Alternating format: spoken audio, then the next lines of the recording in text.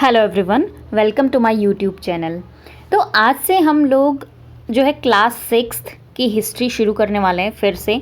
अब मैं class 6, class 7, class 8 इस तरीके से क्लास 10th और 12th तक अगर हो सके तो मैं यहाँ पर बुक्स का आपको हिंदी मीनिंग बताऊँगी और जो एसएसटी से रिलेटेड होंगे। एसएसटी यानी जो सोशल स्टडीज़ होता है आपका, ह्यूमैनिटीज़ होता है, उससे रिलेटेड होंगे। तो यहाँ पर मैं पहले हिस्ट्री ही स्टार्ट करूँगी क्योंकि हिस्ट्री में आपको पता है बहुत सारे बच्चों को बहुत सारे डाउट्स होते हैं। ठीक है, जितना ज्योग्राफी में नहीं होता, जितना आपका सिविक्स में नहीं होता है, थोड़ा वो इजीली समझ आ जाते हैं। बट हिस्ट्री जो है वो बहुत कम ही अच्छे से समझ आ पाती है। तो इसीलिए हम हिस्ट्री से स्टार्ट करने वाले हैं और बाकी और सब्जेक्ट्स भी मैं यहाँ पर इंक्लूड करूँगी इसमें पढ़ाने के लिए। ठीक है, तो मैं इसको पार्ट्स में डिवाइड करके बताऊंगी। ये नहीं कि पूरा चैप्टर एक ही मैं आपको बता दूं, ऐसा नहीं होगा। और जो भी मैं एक्स्ट्रा इन्फॉर्मेशन देती हूँ, अगर आपको लगता है तो आप इसे नोट कर सकते हैं। ओके, तो यहाँ पर फर्स्ट चैप्टर है आपका what, where, how and when, यानी क्या, कहाँ, कैसे और कब। ये आपका चैप्टर 1 है, क्लास 6 हिस्ट्री चैप्टर 1। ठीक, तो स्टार्ट करते हैं। यहाँ पर राशिदा का एक क्वेश्चन है, राशिदास क्वेश्चन लिखा हुआ है, यानी राशिदा का एक क्वेश्चन है, वो पूछ रही है। Rashida sat reading the newspaper. Suddenly her eyes fell on a small headline. 100 years ago. How she wondered. Could anyone know what had happened so many years ago? यानी राशिदा जो है वो न्यूज़पेपर पढ़ने बैठी और अचानक क्या हुआ, उसकी जो नज़र है एक छोटी सी हेडलाइन पर गई और लिखा था 100 years ago, यानी 100 साल पहले। एंड हाउ शी वंडर्ड का मतलब होता है यानी आप चौंक जाते हो, सोच में पड़ जाते हो। तो वो भी सोच में पड़ गई। Could anyone know what had happened so many years ago? क्या कोई जान सकता है कि इतने साल पहले क्या हुआ था, है ना? तो वो भी सोच में पड़ गई, जैसे नॉर्मली हम लोग भी सोच में पड़ सकते हैं। ओके, तो यहाँ पर ये राशिदा का क्वेश्चन था। अब आगे आते हैं, नेक्स्ट जो हेडिंग है वो है फाइंडिंग आउट व्हाट हैपेंड। बहुत ही इजी है, ध्यान से सुनिएगा, सब समझ आ जाएगा। Finding out what had happened.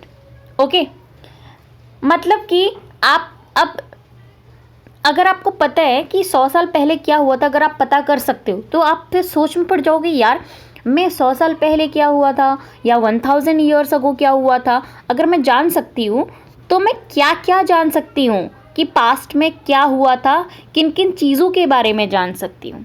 ठीक है, और कैसे जान सकती हूँ। Yesterday you could listen to the radio, watch television, read a newspaper. देखिए आजकल तो क्या होता है, या थोड़ी टाइम पहले की बात करूँ तो जैसे बीते हुए कल, yesterday मतलब होता है बीते हुए कल। तो बीते हुए कल में क्या हुआ था, आप रेडियो सुन सकते हो, टेलीविज़न देख सकते हो, न्यूज़पेपर रीड कर सकते हो। और आजकल की बात करूँ तो अब तो आप डेली नेट में देख सकते हो, इंटरनेट के थ्रू अपने फ़ोन में, है ना? यूट्यूब है, जैसे बहुत सारी साइट्स हैं। बट लास्ट ईयर क्या हुआ था, जैसे आज समबडी हु रिमेंबर्स। अब लास्ट ईयर क्या हुआ था, अगर कुछ टाइम पहले की बात करूँ तो लास्ट ईयर क्या हुआ था, इसके बारे में अगर किसी को याद है तो आप उनसे पूछ सकते हो। अदरवाइज आजकल तो हम अपने इंटरनेट के थ्रू फोन्स में देख सकते हैं कि लास्ट ईयर क्या हुआ था या 2 years अगो क्या हुआ था, है ना? But what about long ago? लेकिन उसका क्या, जब हम जानना चाहें कि 100 साल पहले क्या हुआ था, है ना, 200 years अगो क्या हुआ था, 1000 years अगो क्या हुआ था। So let us see how it can be done. तो चलो आगे देखते हैं कि ये हम कैसे कर सकते हैं। ओके, सबसे पहले तो बता दूं कि what can we know about the past, कि हम लोग पास्ट के बारे में क्या क्या जान सकते हैं। देखो, पास्ट के बारे में आप हर चीज़, ईच एंड एवरीथिंग जान सकते हो, जैसे कि what people ate, the kinds of clothes they wore, कि लोग क्या खाते थे, कैसे कपड़े पहनते थे, the houses in which they lived, कैसे घरों में रहा करते थे। We can find out about the lives of hunters, herders, farmers, rulers, merchants, priests, craft persons, artists, musicians and scientists. Even हम लोग जैसे हंटर्स की लाइव्स कैसी थी, वो कैसे जिया करते थे, कैसे सर्वाइव करते थे। हंटर्स होते हैं ना, शिकारी। हर्डर्स होते हैं, आप बोल सकते हो इनको, हर्डर्स को, जैसे ग्रुप में जाते हैं, है ना, और एक इनके साथ क्या होता है, ग्रुप होता है जिसको ये पालते हैं और उसी के साथ साथ ये घूमते हैं, घुमंतु जिसे आप बोल सकते हो। फार्मर्स, रूलर्स, मर्चेंट्स क्या होते हैं, जैसे मर्चेंट व्यापारी होते हैं ना, मर्चेंट उनको बोलते हैं। प्रीस्ट जैसे संत या पुजारी, जो भी आप बोल सकते हो। क्राफ्ट पर्सन जिसे आप शिल्पकार बोलते हो, जो नई नई चीज़ें क्रिएट करता है। आर्टिस्ट यानी कलाकार। म्यूजिशियन आपको पता है, गीतकार। साइंटिस्ट। इन सब की लाइफ्स के बारे में भी आप जान सकते हो। We can also find out about the games children played. Even आप लोग जैसे बच्चे पहले क्या खेला करते थे, क्या गेम खेला करते थे, वो भी आप लोग जान सकते हो। द स्टोरीज दे हर्ड, क्या बच्चे कहानियाँ तब सुना करते थे, जैसा आजकल तो नहीं सुनते हैं, कुछ टाइम पहले सुना करते थे बच्चे। और इतने साल पहले भी बच्चे अगर सुनते थे स्टोरी ना, तो वो क्या स्टोरी सुना करते थे, है ना, सुना करते थे या नहीं सुना करते थे, ये भी आप जान सकते हो। द सॉन्ग्स दे सैंग, कि वो क्या गाना गाते थे, कैसे गाते थे, ईच एंड एवरीथिंग आप अपने पास्ट के बारे में जान सकते हैं। अब आगे बढ़ते हैं फिर, क्योंकि पास्ट को जानना है हमने और इसके लिए बहुत सारी मेथड्स हैं। और क्या जान सकते हो, जैसे इसमें कुछ आपको दिया है, वेयर डिड पीपल लिव। अब लोग कहाँ रहा करते थे, क्योंकि बहुत सारी साइट्स हैं, बहुत सारी प्लेसेस हैं जहाँ पर लोगों ने रहना शुरू किया। धीरे धीरे टाइम के साथ चेंज हुए उनके रहने के तरीक़ों में, है ना, और उनकी एक्टिविटीज़ में भी चेंजेस आए।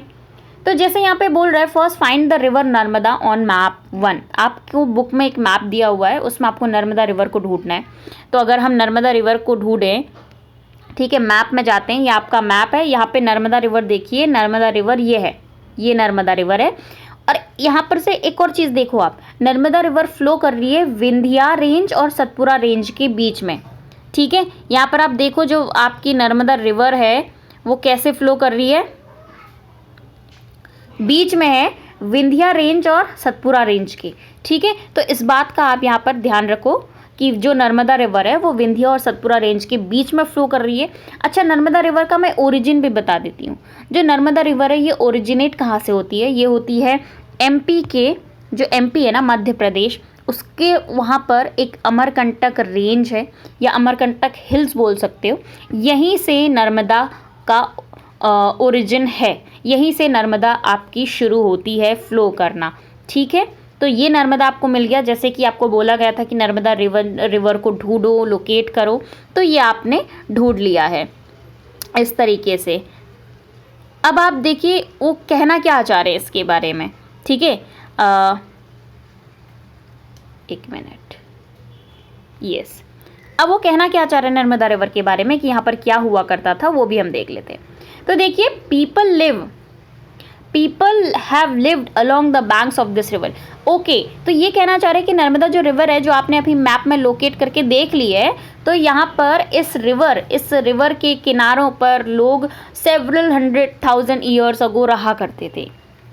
सम of the earliest people who lived here were skilled gatherers. और जो लोग यहाँ रहा करते थे उसमें से कुछ लोग स्किल्ड गैदरर्स थे।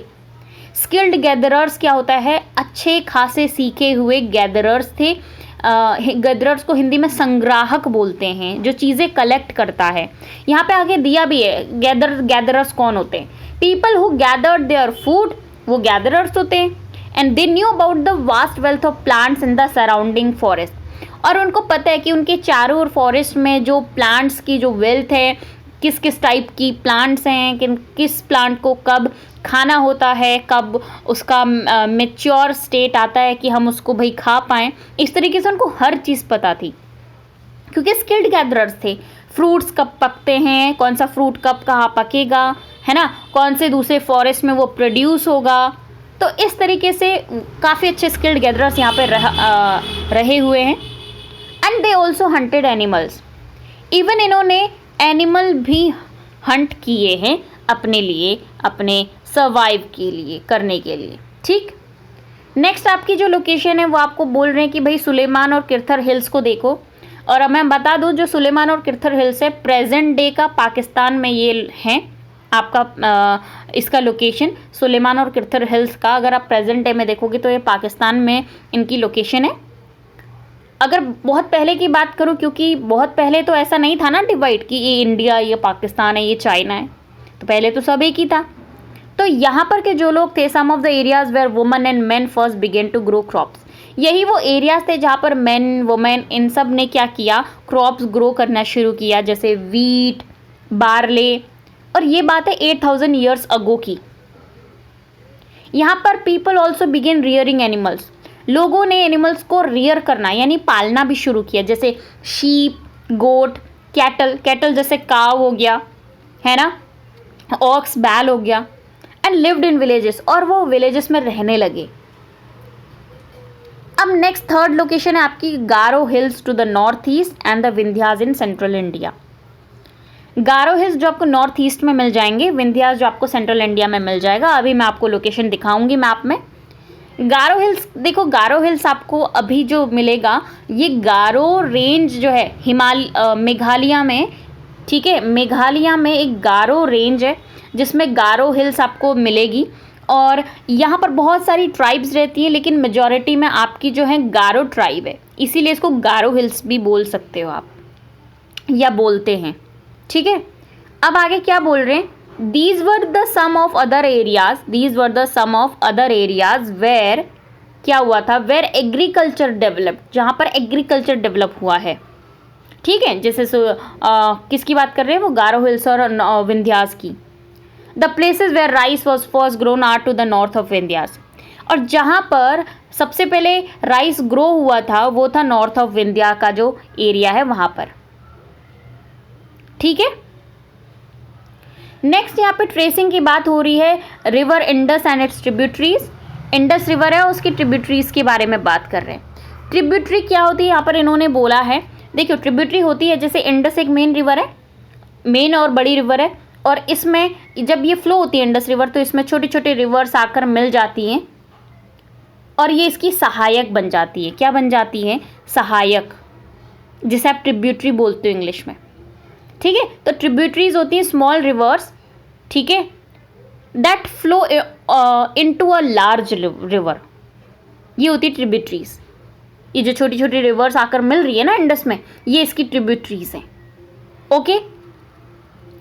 तो हुआ क्या था यहाँ पर, about 4700 years ago some of the earlier cities flourished on the bank of these reverse.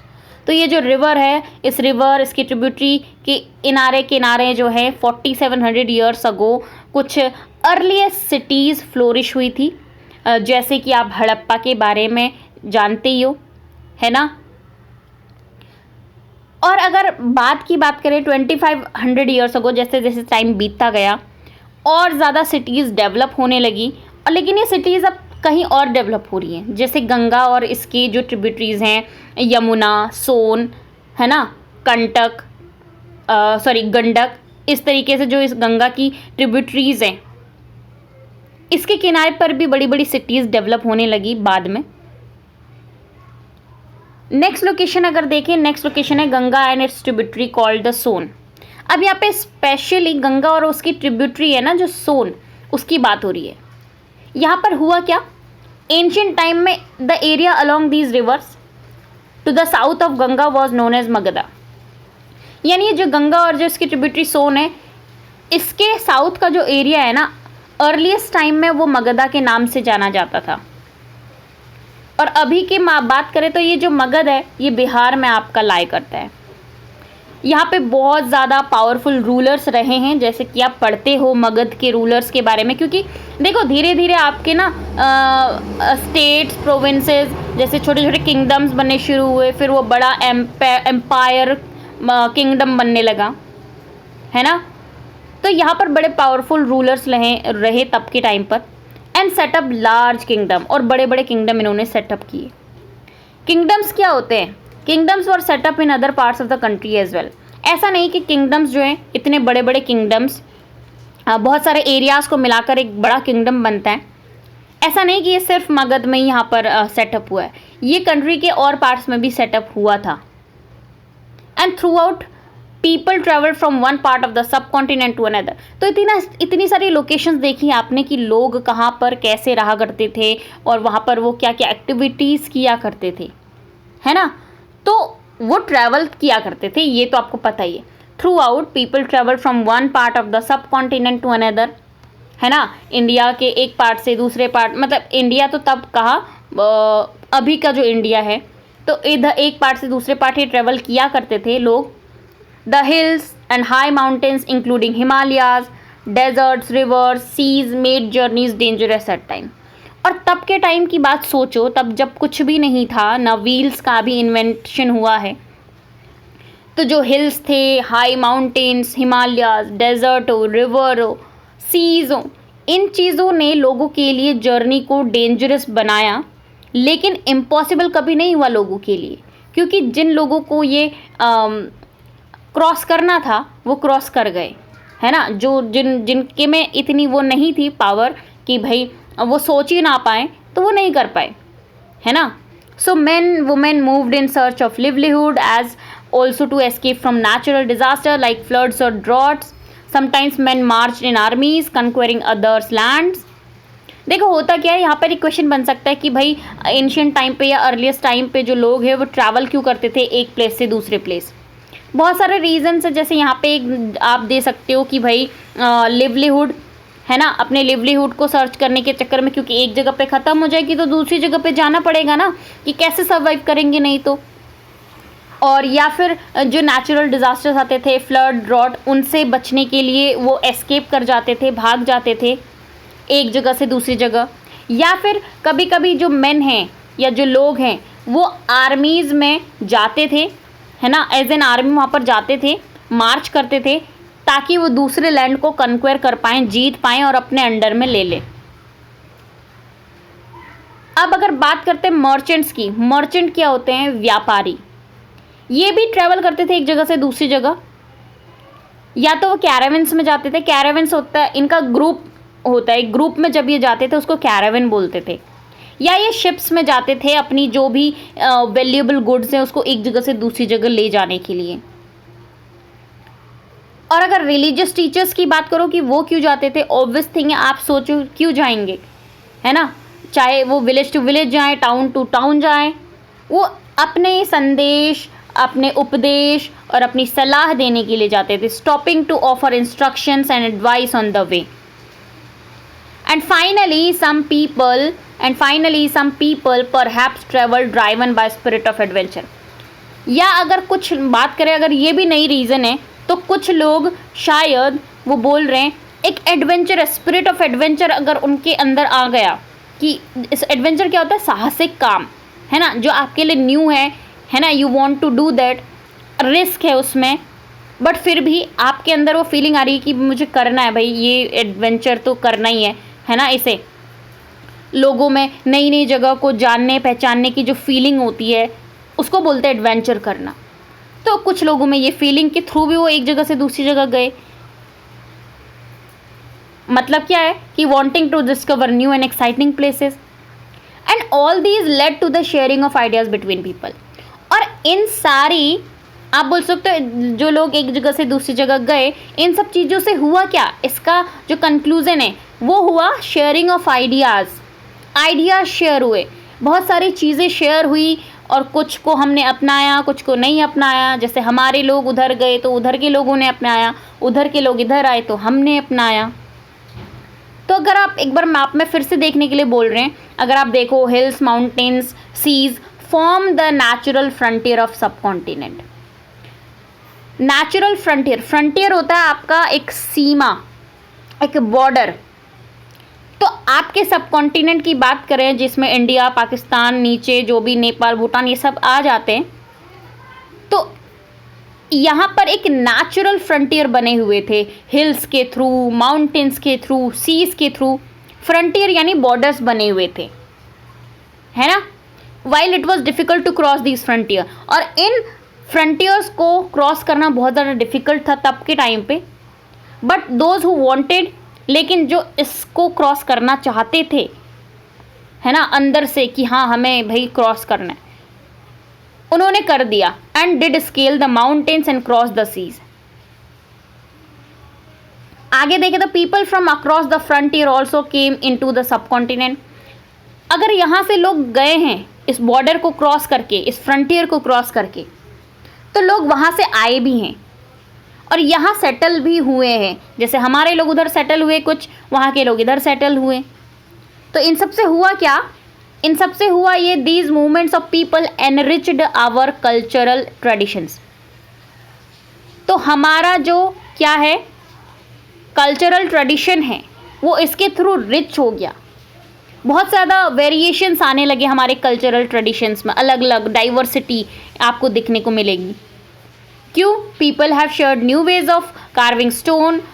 तब के टाइम की बात करें तो लोगों ने जैसे स्टोन को कैसे तराशना है, कार्व करना है, म्यूज़िक कैसे कंपोज करना है, कुकिंग, फूड, ये सारी चीज़ें शेयर की हैं, है ना। जिसके थ्रू यहाँ के कल्चर की बात करें या दूसरे प्लेस के कल्चर की बात करें, उसमें रिच वो हुआ है, वेरिएशंस आए हैं, बहुत ज़्यादा डाइवर्सिटी उसमें देखने को मिलेगी। तो ये था आज इस चैप्टर का फर्स्ट पार्ट, जिसमें हमने यहाँ पर देख लिया है। सेकंड पार्ट हम नेम्स ऑफ द लैंड से शुरू करेंगे। एक बार मैप में आपको फिर से दिखा देती हूँ। मैप में कुछ प्लेसेस थे, ठीक है, जैसे ये है मैप आपका, नर्मदा रिवर ये है जो विंध्या और सतपुरा के बीच में है। ओके, गंगा की ट्रिब्यूटरी देखो, यमुना है, चंबल है, सोन है। और अगर नेचुरल फ्रंटियर्स की बात करें, देखो हिमालयाज हैं यहाँ पर, है ना, सीज हैं यहाँ पर, डेजर्ट्स है यहाँ पर। देखो ये इंडस रिवर और उसकी जो ट्रिब्यूटरी है, झेलम, चेनाब, रावी, ब्यास, सतलज। सुलेमान और किरथर की बात करें, ये पाकिस्तान में है ना। ये देखिए गारो हिल्स जो कि हमको मेघालय में देखने को मिलेंगे। यहाँ पे गारो ट्राइब मेजॉरिटी में है। तो इन कुछ जगहों की बात की गई है जहाँ पर लोग पहले रहे, उन्होंने यहाँ पर अपनी एक्टिविटीज़ परफॉर्म की, सर्वाइव किया, एट्सेट्रा। नेक्स्ट हम पढ़ेंगे नेम्स ऑफ द लैंड से, और सेकेंड पार्ट में ये चैप्टर ख़त्म हो जाएगा।